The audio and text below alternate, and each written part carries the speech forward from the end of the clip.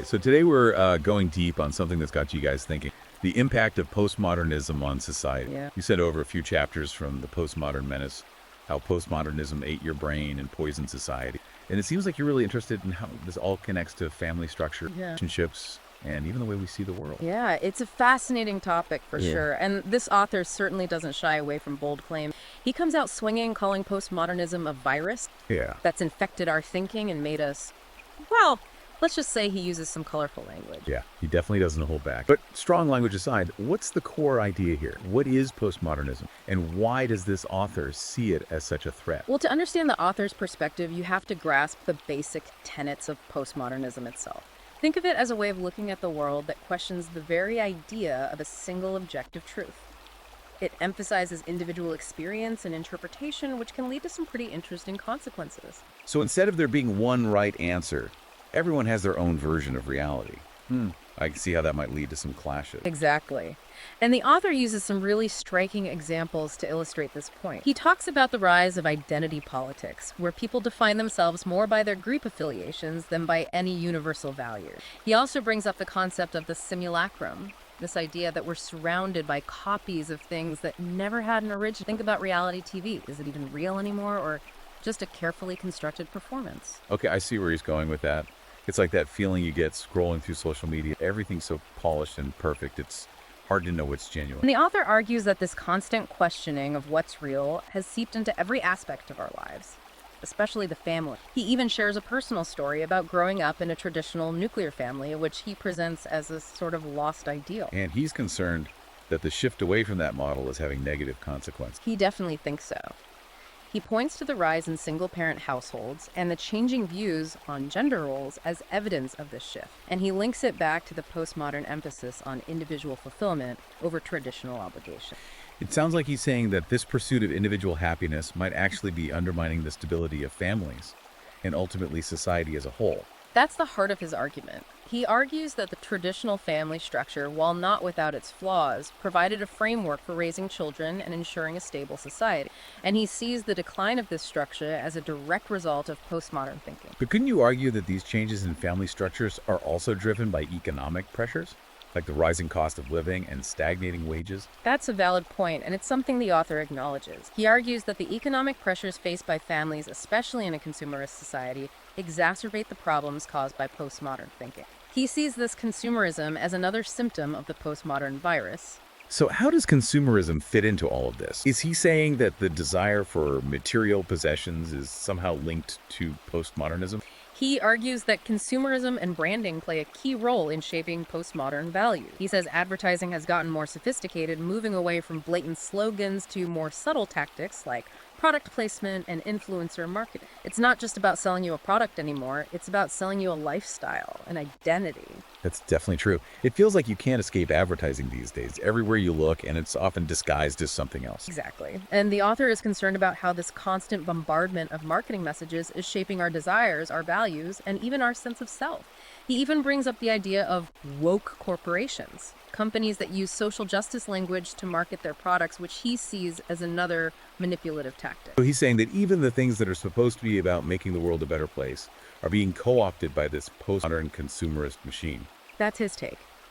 He sees it as a blurring of lines between genuine social concern and cynical marketing strategy. And he argues that this further erodes our ability to discern what's true and what's just spin. And this all ties back to how postmodernism is impacting our political landscape right now. Absolutely. The author argues that postmodernism has fueled a climate of division and extremism on both the left and the right. So it's not just about individual choices and family structures. He's saying this has seeped into the very fabric of our political discourse. Yes. He argues that both sides have embraced identity politics and the rejection of grand narratives, those big overarching stories that used to unite us. He sees this as leading to a decline in rational debate and a rise in emotional appeals, with each side retreating further into its own echo chamber. He uses some pretty strong examples to illustrate this point, like safe spaces on college campuses, and the backlash against political correctness. These examples highlight his concern that the postmodern emphasis on individual experience over objective truth has made it increasingly difficult to have productive conversations about important issues. It's like everyone is speaking a different language, and no one can agree on what words even mean anymore. And this brings us to one of the most provocative parts of the book, the chapter dedicated to The red-pilled resistance against postmodernism and its allies. Yeah, this is where things get really intense. What exactly is this red pill metaphor he keeps using? It comes from the movie The Matrix, where the main character is offered a choice. Take the blue pill and stay in blissful ignorance, or take the red pill and face the harsh reality of the world. In this context, the author is using red pill to describe a group of people who are rejecting what they see as the lies and manipulations of postmodernism. So they're choosing to see the world as it really is, even if it's uncomfortable. That's the idea. The author sees these red-pilled individuals as a kind of countercultural movement, pushing back against the dominant narratives of our time. He specifically mentions figures like Rollo Tomassi and Jordan Peterson, who have gained large followings for their critiques of postmodernism and their calls for a return to traditional values. I've heard of those guys. They're pretty controversial, aren't they? They definitely are, but the author sees them as key voices in this red pill movement. He seems particularly drawn to their ideas about masculinity and the challenges men face in a society that he believes has become increasingly hostile towards them. He even dedicates a whole section to how this red pill philosophy applies to modern dating rater. I'm curious to hear what he has to say about that. Well, he paints a pretty bleak picture of the dating landscape, arguing that the combination of shifting gender roles, the rise of online dating apps, and the prevalence of hookup culture has made it incredibly difficult for men to find meaningful relationships. That's something a lot of people are talking about these days, regardless of whether they identify with this red pill idea or not. Yeah, right. But the author goes further, arguing that men are at a particular disadvantage in this new dating landscape. He claims that men are facing unfair expectations, often being judged by double standard. He even suggests that men are legally disadvantaged when it comes to things like divorce and custody battles. So he's not just talking about the social dynamics of dating, but also the legal and institutional frameworks that he believes are stacked against men. Exactly, and he sees all of this as a direct consequence of postmodernism and its influence on our culture and laws. He believes that the rejection of objective truth and the embrace of subjective experience has led to a situation where men's perspectives and needs are often ignored or dismissed. It sounds like he's offering a pretty radical critique of the status quo. He is, and this is where his call to action comes in. He urges men to take the red pill, to see the world for what it is, to understand the forces that are working against them, and to take steps to reclaim their power. What kind of steps is he talking about? He offers a range of advice, from practical tips on dating and relationships to more philosophical guidance on personal development and self-improvement. He emphasizes the importance of building strong communities of like-minded men who understand the challenges they face and are willing to support each other. It's interesting that he sees this red pill community as so important. He believes that men need to band together to resist the negative influences of postmodernism and to create a more just and equitable society for themselves. He argues that only through collective action can men overcome the obstacles they face and achieve their full potential. And he doesn't stop there. He also takes aim at what he calls woke corporations, accusing them of exploiting social justice for profit. Yes, he dedicates a whole chapter to this. He argues that these corporations are using the language of social justice to market their products and enhance their image, while simultaneously engaging in practices that are harmful to the environment or exploit workers. So he's saying that they're not actually committed to these causes. They're just using them as a marketing ploy. That's his take. He sees it as a cynical tactic, and he believes that it's actually undermining genuine efforts to promote social justice. He argues that this kind of woke capitalism further erodes our ability to trust institutions and discern truth from falsehood. A pretty harsh indictment of corporate culture. It is. And he links this back to postmodernism, arguing that the focus on subjective experience over objective truth has created a climate where this kind of manipulation is not only possible, but highly effective. So he sees woke corporations as both a symptom of postmodernism and a contributor to its spread. Exactly. He argues that they're reinforcing the idea that truth is relative and that everything is a matter of perspective. And this ties into his overall critique of postmodernism, right? Absolutely. He sees it as a dangerous ideology that is undermining our institutions, eroding our values, and leading to widespread social and cultural decay.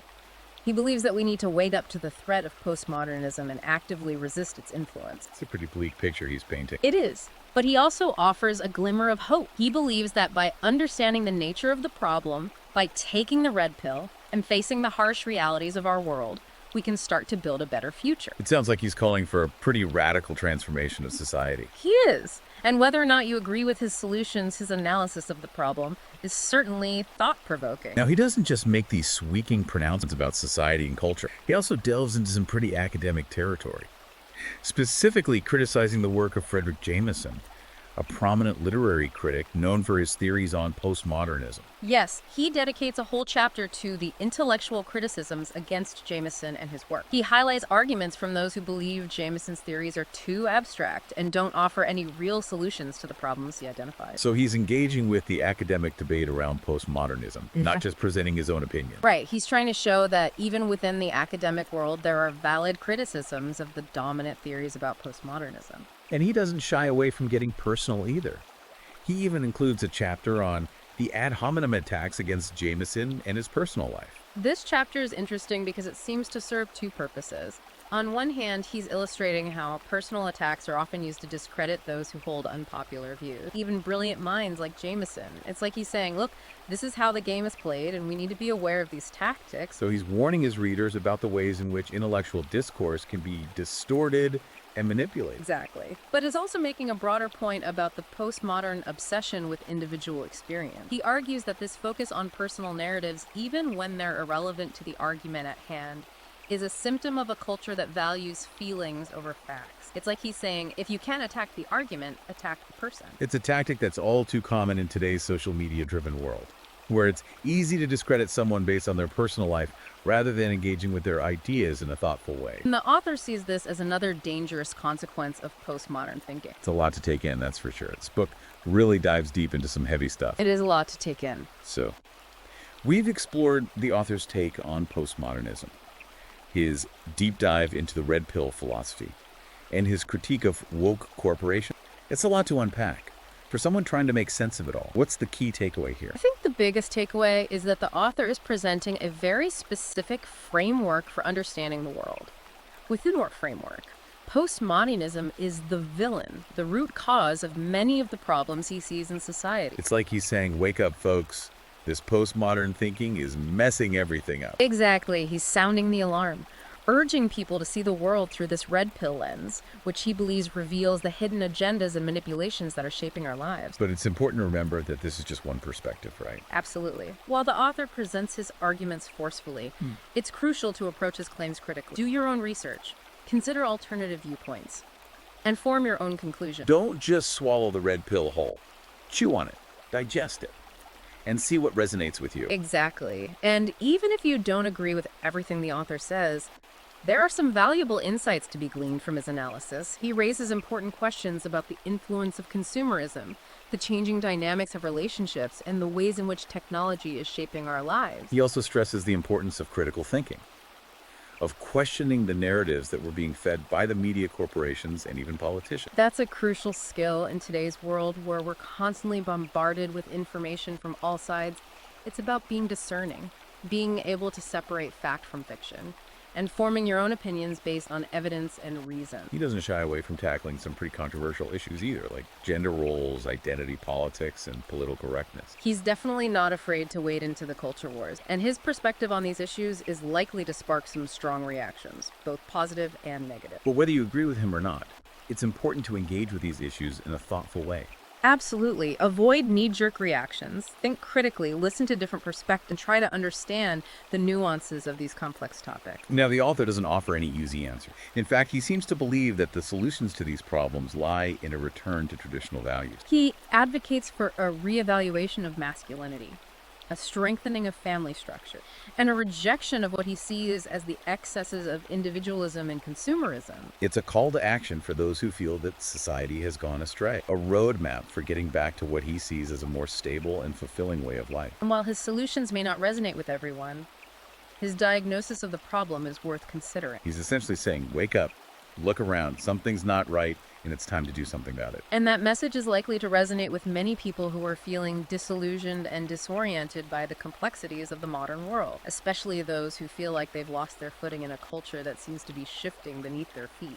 He's offering a sense of direction and purpose in a world that often feels chaotic and meaningless. And while his vision of the future may not be everyone's cup of tea, his call to action is a powerful one. It's about taking responsibility for your own life, for your community, and for the world around you. So if you're looking for a book that will challenge your assumptions and make you think deeply about the forces that are shaping our world, The Postmodern Menace is definitely worth checking out. You can find it on Amazon Kindle and Google Play Books. It's a challenging read, but it's well worth the effort. And as you delve into its pages, remember to keep an open mind, question everything, and most importantly, form your own conclusion. Until next time, keep diving deep.